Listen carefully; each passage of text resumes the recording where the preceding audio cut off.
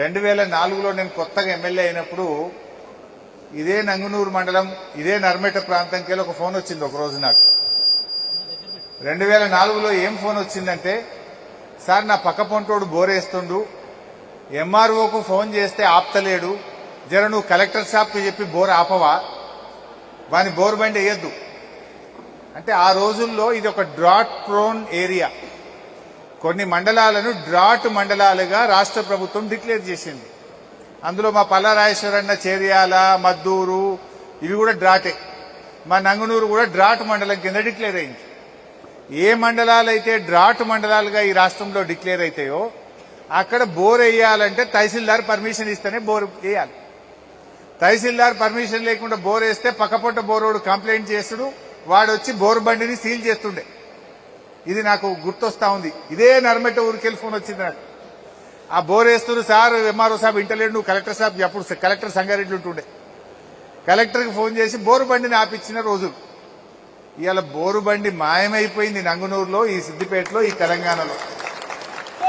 కేసీఆర్ గారు చేపట్టిన సాగునీటి పనులు, అది కాళేశ్వరం అయితే, పాలమూరు రంగారెడ్డి అయితేనేమి, సీతారామ అయితేనేమి, దిండి ఎత్తిపోతల పథకం అయితేనేమి, చెరువులైతేనేమి, చెక్ డ్యాములైతేనేమి, ఈ రాష్ట్రం సస్యశ్యామలమైపోయి భూగర్భ జలాలు 6 మీటర్ల ఎత్తుకు పెరిగినాయంటే అది కేసీఆర్ గారి కృషి. ఇప్పుడే మా ప్రభాకర్ అన్న చెప్పినట్టు, అసలు ఇన్నేళ్లు పామాయిల్ ఎందుకు రాలే, గిప్పుడే నంగునూరుకు ఎందుకు వచ్చింది, గిప్పుడే తెలంగాణకు ఎందుకు వచ్చింది, మరి వెనకటగా అశ్వరావుపేట కాడ, సత్తుపల్లి కాడనే ఎందుకు పెట్టిండ్రు అంటే, అశ్వరావుపేట, సత్తుపల్లి అనేది సముద్ర తీరానికి 100-120 కిలోమీటర్ల దూరంలో ఉంటది గనక, సముద్ర తీరానికి దగ్గరగా ఉంటే గాలిలో తేమ శాతం ఉంటది గనక అక్కడ మాత్రమే పామాయిల్ బండేది. కానీ కేసీఆర్ గారు చేపట్టిన ప్రాజెక్టుల వల్ల అటు పాలమూరు గాని, ఇటు దిండి గాని, అటు సీతారామ గాని, ఇటు కాళేశ్వరం గాని, ఈ ప్రాజెక్టుల ఫలితంతో మొత్తం తెలంగాణ ప్రాంతము పామాయిల్ పంటల సాగుకు అనుకూలంగా మారింది. నేను మొదట్లో మంత్రి ఉన్నప్పుడు ఖమ్మం జిల్లాకు పోయి అక్కడ పంటలు చూసిన. అరే ఇంత మంచి పంట ఎవరింటి కూడా చూసినా కారే, ఎవరిది చూసినా డాబా ఇండ్లే, ఇంత మంచి ఇండ్లు ఉన్నాయి, ఇంత మంచి పంట పండుతుందని బాగా తెలుసుకున్న. పొద్దుగాలు లేచి తిరిగిన. తక్కువ ఎకరానికి 1,50,000 పక్క. కోతుల బాధ లేదు, అడవి పందుల బాధ లేదు, రాళ్లవాన బాధ లేదు, పంట అమ్ముడు పోదనే బాధ లేదు, ధర రాదనే బాధ లేదు, ఇక చీడపీడ బాధ లేదు, ఏ లొల్లి లేదు. బండ పంట, మొండి పంట. ఒక్కసారి పెట్టిడిసి పెడితే 30 ఏళ్ల దాకా జీతం పడ్డట్టు నెల పైసలు పడతాయి అని చెప్పింది. పామాయిల్ రైతు బ్యాంకులో పోతే అప్పు జల్దిస్తారట, ఎందుకంటే జీతం పడ్డట్టు. జీతం అనే 30 రోజులకు ఒకసారి పడుతుంది, పామాయిల్ రైతులకు మాత్రం 20 రోజులకు ఒకసారి జీతం పడుతుంది, 21వ నాడు జీతం పడుతుంది. ప్రభుత్వ ఉద్యోగికి 30 రోజులకు ఒకనాడు పడితే, పామాయిల్ రైతుకు 21 రోజులకు ఒక్కసారి జీతం పడే పంట గొప్ప పంట. మొన్న నేను గోపులాపూర్ గ్రామం చిన్నకోడూరు మండలంలో పోతే, ఒక కంప్యూటర్ సైన్స్ చదివినటువంటి ఇంజనీరింగ్ గ్రాడ్యుయేట్ హైదరాబాద్ లో నెలకు 60,000 ఉద్యోగం ఉంటే ఐటీ ఉద్యోగం వదిలి 10 ఎకరాల పామాయిల్ తోట పెట్టి అద్భుతంగా చేస్తున్నాడు ఆ పిల్లోడు. నాకు కలిసి చాలా సంతోషంగా చెప్తా ఉండే, అన్నా నేను పెట్టినా అని చెప్పి ఆ అబ్బాయి చెప్తే, మా బాలమల్లి కూడా ఉన్నాడు, చాలా సంతోషపడ్డాం. ఆయన ఈయన ముంగట్నే చెప్పిండు ఆ రోజు, వీళ్ళ తోటలో కాయలు తెంపనీకపోతేనే చెప్పిండు ఆ రోజు. అంత గొప్ప పంట పండింది. అంటే ఈ పంట నాకు ఎందుకు సంతోషం, ఎందుకే అన్న, ఇది గేమ్ చేంజర్, ఇది ఒక భావోద్వేగం, ఇది ఒక కొత్త దిశను చూపుతుందని ఎందుకంటున్నా అంటే, మొదట్లో చాలా తిప్పలుండే. పామాయిల్ వెటూరు బై అని నేను ఎంబడబడితే, దానికంటే ముందు 2018లో ఉన్నా నేను. 2018లో అడవై చూసి వచ్చి నేను ఈడ పామాయిల్ పెట్టామని హార్టికల్చర్ కమిషనర్ వెంకట్రామరెడ్డి అని ఉండే, ఆయన పిలుస్తాం సిద్దిపేట పెట్టు అన్న. అట్లా డైరెక్ట్ పెట్టరాదు సార్, దీనికి ఒక ఢిల్లీలో ఒక ఆర్గనైజేషన్ ఉంటుంది, IIOR, Indian institute of oil palm research centre. ఆ IIOP వాళ్ళు వచ్చి ఇది అనుకూలమా కాదా అని వాళ్ళు తేలిస్తే తప్ప మేము పెట్టడానికి లేదు అన్నాడు. అప్పుడు ఢిల్లీ వాళ్ళకు ఉత్తరం రాస్తే ఆ IIOPR సంస్థ వాళ్ళు సైంటిస్టులు సిద్దిపేటకు వచ్చి 2018లో తిరిగి మీ సిద్దిపేట ఈడ పెట్టడానికి పనికిరాదు, ఈడ ఆయిల్ పామ్ పంట వండది, ఇది దండుగా అని చెప్పి వెళ్ళిపోయింది. ఏది 2018లో. ఎందుకు వండదు భయ అని అడిగిన. అంటే గాలిలో తేమ శాతం తక్కువ ఉన్నది అన్నాడు. మీకు తెలుసు 2019-20లో కాళేశ్వరం నీళ్లు రంగనాయక సాగర్లో పడ్డాయి, మల్లన్న సాగర్లో పడ్డాయి, మీద అంతగిరిలో పడ్డాయి, కిందికి కొండపోచమ్మలో పడ్డాయి. మన పెదవాగులో పోసి చెక్ డ్యాములు నింపినాం, ఇటు మందపల్లి వాగు చెక్ డ్యాములు నింపినాం, అటు చెరువులు నింపినాం. 2020 సంవత్సరంలో ఎండాకాలంలో కూడా నంగునూరులో చెరువులు మత్తళ్ళు దుంకినాయి, కూడెల్లి వాగులో పోయినాయి, హల్దీ వాగులో పోయినాయి. దాంతో గాలిలో తేమ శాతం పెరిగింది. తేమ శాతం పెరిగినాక అప్పుడు మళ్ళీ పిలిచిన వాళ్ళని 2021 సంవత్సరంలో IIOPR సంస్థ, Indian institute of oil palm research centre, ఢిల్లీకి వెళ్ళి పిలిస్తే వచ్చి 2021లో చూసి బరాబర్ వంట సార్ ఇప్పుడు పెట్టు సార్ అన్నాడు వాడు. అంటే 2018లో పండదని చెప్పిపోయిండు, 2021లో వస్తే పండుతుంది సార్, సూపర్ వండుతుంది అన్నాడు. ఎందుకు ఆ మార్పు ఏంది? ఆ మార్పు కాళేశ్వరం ప్రాజెక్టు, కేసీఆర్ కలల ప్రాజెక్టు, కాళేశ్వరం ప్రాజెక్టు వల్ల ఈ ప్రాంతంలో ఇవాళ ఆయిల్ పామ్ పంట వండుతుంది. ఈ ప్రాంతంలో ఈ ఫ్యాక్టరీ వచ్చిందంటే కాళేశ్వరం, ఆయిల్ పామ్ పంట పండుతుందంటే కాళేశ్వరం, రైతుల జీవితాల్లో వెలుతురు వచ్చిందంటే కాళేశ్వరం, బోరు బండ్లు మాయమైనాయంటే కాళేశ్వరం. ఇది కాదా? ఎండాకాలం వచ్చిందంటే బాయిలు పుడకదీసుడు, బోర్లు గుతుడు, చెవులో కమ్మలు అమ్ముకునుడు, ఆయనతో మెడ మీద ఉన్న గుండ్లు అమ్ముకునుడు, బోరు పొక్కలలోనే పోసినాం కదా పైసలన్నీ. ఇవాళ బోర్ వేస్తుంది ఎవరన్నా? ఎవరి బోరు చూసినా 4 ఇంచులు 3 ఇంచులు పోతుంది. బాయిలలో మీదికే చెంబుతో నీళ్లు ముంచుకునేటట్టు బాయిలు నిండుగా ఉన్నాయాలేవా? ఇప్పుడు కలగన్నమా ఎప్పుడన్నా? ఆ కళలు నిజం చేసింది కాళేశ్వరం, ఆ కళల్ని నిజం చేసింది కేసీఆర్. ఆ కళల ఫలితమే ఈరోజు ఆయిల్ పామ్ పంట, ఈ ఫ్యాక్టరీ అని చెప్పి నేను గుర్తు చేస్తా ఉన్నా. ఎవడో తెలియకేందో మాట్లాడతారు. ఈ కాంగ్రెస్ వాళ్ళ కథ ఎట్లుందంటే మంది కుట్టిన బిడ్డ కూడా నా బిడ్డ నేను ముద్దించుకున్నాడు వెనకెట్టుకోవడం. కాంగ్రెస్ వాళ్ళ కథ కూడా గట్లే ఉన్నది. అసలు ఈ ఫ్యాక్టరీ వటికనే వచ్చిందా? ఈ ఆయిల్ పామ్ ఉతికినే వచ్చిందా? అసలు ఆయిల్ పామ్ పెట్టుర్రా భయ అంటే ఎవ్వరు చూసినా భయపడుతురు. ఏందో ఈసారి ఊకెంబడబడుతుండు అందరు. మా ప్రభాకర్ అన్నట్టు రోజు టెలికాన్ఫరెన్స్ పెట్టుడు, పెద్ద రైతులను దొరకబట్టుడు, ఎంబడబడు. వీళ్ళని ఎంబడబడ్డా. ఫస్ట్ నువ్వు పెట్టన్నా అన్న, ఇగో మా పల్లా రాజేశ్వరరెడ్డి అని పెట్టిండు. ప్రభాకర్ అన్న పెట్టు అన్న, ఎంబడబడితే అన్న 25 ఎకరాలు పెట్టిండు. దేశపతి అన్న ఎంబడబడ్డా, నువ్వు కూడా పెట్టండి, ఈయన ఒక 7 ఎకరాలు పెట్టిండు మా దేశపతి అన్న. మా శ్రీకాంత్ పెట్టిండు. పెట్టనోళ్ళు లేరుగా. నేను కనబడితే మా లీడర్లను ఆయిల్ పామ్ పెట్టినవా అని ముందు మీరు పెడితేనే రైతులు పెడతారు అని ఎంబడబడుతుంటే అట్లా పెట్టంగా ముందుకు సాగింది. అంటే ఒక ఆయిల్ పామ్ పెట్టాలంటే అపనమ్మకం ఉండే. ఏందో ఇది కొత్త కథ చెప్తుండు. బంగారమోలో నియమ 2 పసళ్ళు మంచి కాళేశ్వరం వచ్చింది, వట్టిగానే వరి పంట బ్రహ్మాండంగా వండుతుంది, అల్కగా వండుతుంది, ఇది ఏంది ఈ ఆయిల్ పామ్ అనుకున్నారు. ఎందుకంటే మనం వరి వండుతుంది, ఎకరాన 30,000 కంటే ఎక్కువ మిగులుతలేవు. వానకాలం 30, యాసంగి 30, 60,000. రాళ్ల వాన పడితే ఉత్తదే. ఏదన్నా చీడపీడ బాధ దోమపోటు తగిలితే అది ఉత్తదే. ఎప్పుడు ఏమయ్యేది తెలియదు.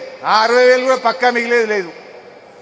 ఇప్పుడు ఈ రేవంత్ రెడ్డి పుణ్యమా అని ఆయన ఎరువు దొరకకపోతే అది కూడా ఉత్తదే అయిపోయింది.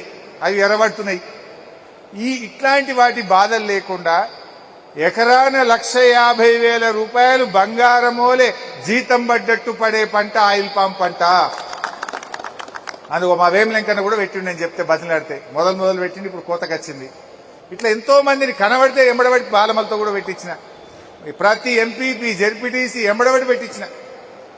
ఇవాళ నాకు గుర్తు, మొట్టమొదటి మొక్క ఎప్పుడు పెట్టినా అంటే 2022 జూన్ 5వ తారీఖు నాడు ఇదే నంగునూరు మండలంలో రామచంద్రాపూర్ గ్రామంలో మడుపు ఎల్లారెడ్డి అనేటువంటి రైతు పొలంలో మొదటి మొక్క పెట్టిన. ఈయనే ఉన్నాడు మా ఎల్లన్న, నిలబడే.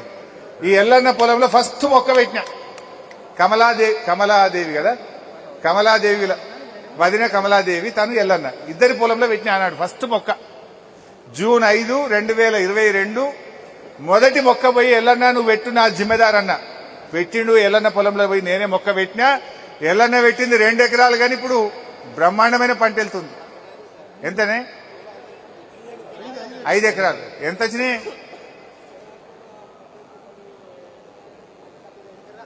ఎన్ని పైసలు వచ్చినాయి ఇప్పటికి? 5 లక్షలా? ఈడ ఇన్కమ్ ట్యాక్స్ లేదు, వ్యవసాయానికి ట్యాక్స్ ఫ్రీ, భయపడేది లేదు, ఇన్కమ్ ట్యాక్స్ ఏం లేదు. అయితే కూర్చో ఎల్లన్న, కూర్చో. అదే అయితే ఎల్లన్న చెప్పినట్టు మొక్కలు పెట్టుండ్రా అంటే భయపడదురు. అరే నా జిమ్మెదారు బై, నేను అట్లా అబద్ధం చెప్తానా, నేను ఏడికి పోతా, మీ ఎమ్మెల్యేని కదా, నేను తప్పు చెప్తానా, తప్పు చెప్తే రేపు మీ దగ్గర రాగలుగుతానా, నాకు ముఖం చెల్తుందా అని ఇట్లా బతిలాడి ఒక్కొక్క ఎకరం ఒక్కొక్క రైతుతో మాట్లాడి పంట పెట్టించినాం. ఇవాళ నిజంగా ఆ కళ సాకారమైంది. పంట చేతికి వచ్చింది, కళ్ళ ముందు ఫ్యాక్టరీ కనబడుతుంది, బ్యాంకులో డబ్బులు పడతా ఉంటే నిజంగా అందుకే ఇది ఒక భావోద్వేగము, ఇది ఒక ఆనంద బాష్పాలు రాల్చేటువంటి సమయం అని చెప్పి నేను ఇలా ఎంతో సంతోషంగా మాట్లాడుతా ఉన్నా. కలలు కనడం వేరు, కలలు నిజమైనటువంటి వేళ నిజమైనటువంటి ఆనందం. ఇది ఒక వ్యక్తికో ఒక ఊరికో జరిగే లాభం కాదు, ఇది యావత్ ఒక చుట్టుపక్కల 5 జిల్లాల రైతులకు ఈ ఫ్యాక్టరీ ఒక వరప్రదాయిని కాబోతా ఉంది. జనగామ జిల్లా గాని, ఇటు యాదాద్రి భువనగిరి జిల్లా గాని, అటు మహబూబాబాద్ జిల్లా గాని, ఇటు మెదకు, సంగారెడ్డి, అటు వనపర్తి, నారాయణపేట, అన్ని జిల్లాల మాల్ కూడా ఇడికే వస్తుంది. అంటే ఎంత లాభం అయితే ఆలోచించండి. నాకు ఈ మధ్య డాక్టర్ చంద్రారెడ్డి సార్, సిద్దిపేటలో డాక్టర్ చంద్రారెడ్డి అంటే తెలియని వాళ్ళు ఉండరు కాదు, ఫేమస్ మీ అందరికీ. చంద్రారెడ్డి సార్ మొన్న కలిసిండి ఎన్నో ఫంక్షన్లో. అప్పుడు ఆయన ఎంబడబడి పెట్టు సార్ అంటే ఒక 8 ఎకరాలు పెట్టిండు. నేను బతిలాడితే మందపల్లి కాడ మెయిన్ రోడ్కే ఉంటుంది, రాజీవ్ రహదారి మీద. బతిలాడంగా 8 ఎకరాలు పెట్టిండు.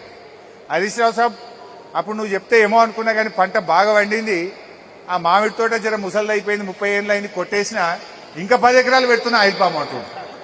8 సోపతికి ఇంకా 10 పెడుతున్నా అంటుండు. అంటే ఇప్పుడు నేను అడగవలసిన అవసరం లేదు. మన అక్కనపల్లిలో మా నాగేందర్ అప్పుడు బతిలాటో 5 ఎకరాలు పెట్టిండు. ఇప్పుడు పంట చేతికి వచ్చింది, మజా దొరికింది, మళ్ళీ 5 ఎకరాలు తలిగించిండు. ఇక ఆయన వరి తీసి పారేసిండు, మొత్తం మళ్ళీ 5 ఎకరాలు తలిగించిండు.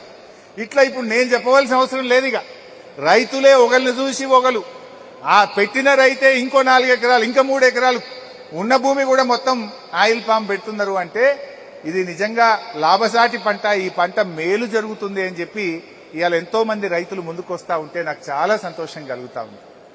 అయితే ఇలా సందట్లో సడేమియా అన్నట్టు మొక్క పెట్టింది మనము, రీసెర్చ్ చేపించింది మనము, ఫ్యాక్టరీ మంజూరు చేపించింది మనము, జేబులో కత్తెర పెట్టుకుని తిరుగుతారు ఇక కాంగ్రెస్ వాళ్ళు. ఇక యాడ ఉంటాడో రిబ్బన్ కత్తిరిస్తుడే, పెట్టుడు లేదు కట్టుడు లేదు కానీ రిబ్బన్ మాత్రం కత్తిరిస్తురుగా. ఇదొకటి కొత్త కథ మోపోయింది.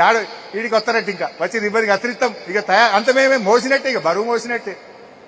ఇది ఎవరు పెట్టించిర్రు, ఎవరు దండాడినరు, అసలు ఈ నీళ్ళు ఎట్లా వచ్చినాయి, ఆ చెక్ డ్యామ్లు ఎట్లా కట్టినరు, ఆ చెరువులు ఎట్లా అయినాయి, కాళేశ్వరం నీళ్ళు ఇడికి ఎట్లా ముట్టినాయి, ఈ నర్సరీలు ములుక్కాడ ఒక నర్సరీ పెట్టినాం, రంగనాయక సాగర్ కాడ ఒక నర్సరీ పెట్టినాం, ఈ హుస్నాబాద్ కాడ ఒక నర్సరీ పెట్టినాం.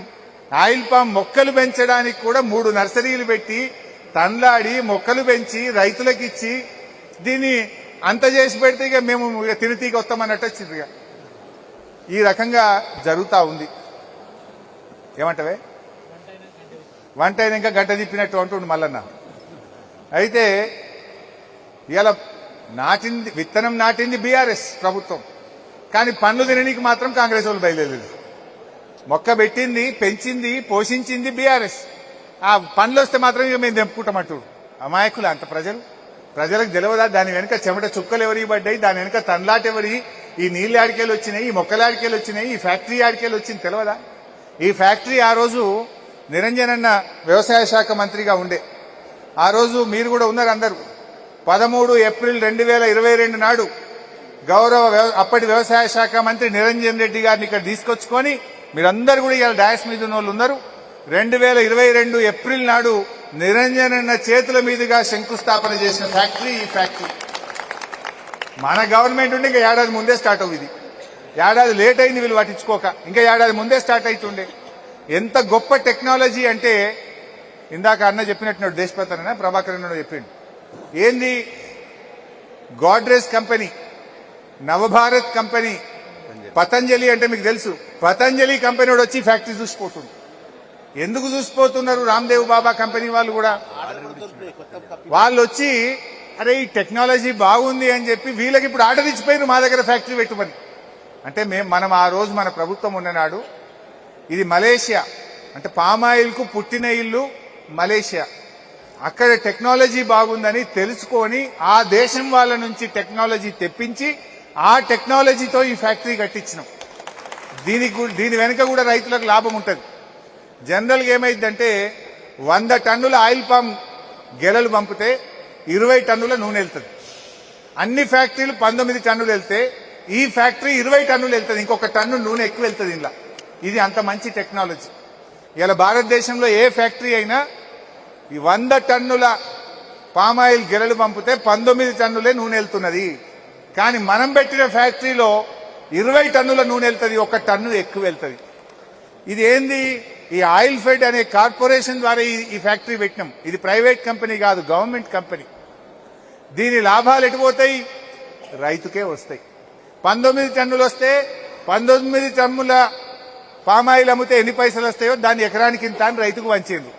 20 టన్నులు వచ్చింది అనుకో, 1 టన్ను ఎక్కువ వస్తే ఆ టన్ను పైసలు కూడా రైతుకే చెందుతాయి. రైతుకు ఆదాయం పెరుగుతుంది, ధర పెరుగుతుంది అనేటువంటి ఆలోచనతో ముందు చూపుతో ఈ టెక్నాలజీతో ఈ ఫ్యాక్టరీ